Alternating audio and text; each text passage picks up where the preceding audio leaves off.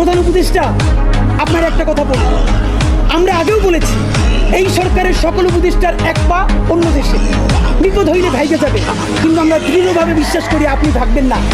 এর প্রমাণ, আপনি যদি ভাগতেন পৃথিবীর কোন দেশ আপনারে রাখতে চায় না বলেন? তাহলে হাসিনার আমলেও 10 তলা বিল্ডিং পাইয়া আপনার আদালতে হাজিরা আপনি দিতে আসতেন না। আপনি তখনই বিদেশ থাকতে পারতেন।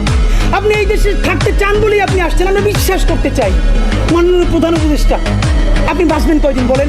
আপনার এত বয়স হয়েছে, বাংলাদেশের গড়ায় উঠতে প্রায় 20 বছর বেশি পাচ্ছেন। আমার বাপের 63 বছর পাচ্ছে, তার চেয়ে আপনি প্রায় 20 বছর বেশি পাচ্ছেন। মাঝে মধ্যে মৃত্যু বেঁচে থাকার চেয়ে অধিক মাননীয় প্রধান উপদেষ্টা। আপনি একটা গবেষণা করেন, বাংলাদেশে গত 50 বছরে কোনো রাষ্ট্রপ্রধানের 30 মিনিট 40 মিনিটের বক্তৃতা, রিক্সা চালক, ভ্যান চালক, সবজি বিক্রেতা, বিশ্ববিদ্যালয়ের প্রফেসর, ছাত্র জনতা আধা ঘন্টা বসে তার বক্তৃতা শুনে নজির নাই, যেটা আপনারটা হইছে।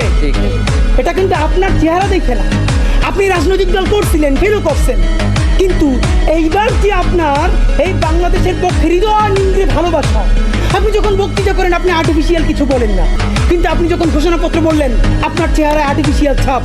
ইদানিং আপনি স্ক্রিপ্ট দেখে দেখে বক্তৃতা করেন, এগুলো আমরা চাই না মাননীয় প্রধান উপদেষ্টা। আপনার অন্তরে যা আছে, আপনারা যে বাধ্য করে তার কথা বলে দেন না।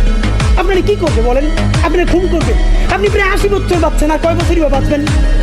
আপনি কি খাবেন, কি বাঁচবেন? আপনি বরং যদি আপনার আর্মি মেরে ফেলে, আপনারা যদি ভারতীয় আধিপত্যবাদও গুলি করে, আপনাকে যদি হত্যা করা হয়, কিন্তু সেই রক্তের বিনিময়ে যদি আপনি শহীদদের রক্তের বিনিময়ে নতুন বাংলাদেশ গড়ে যেতে পারেন, আগামী 1000 বছর বাংলাদেশের মানুষ নামাজে প্রার্থনায় আপনার জন্য শুধু দোয়া করবে।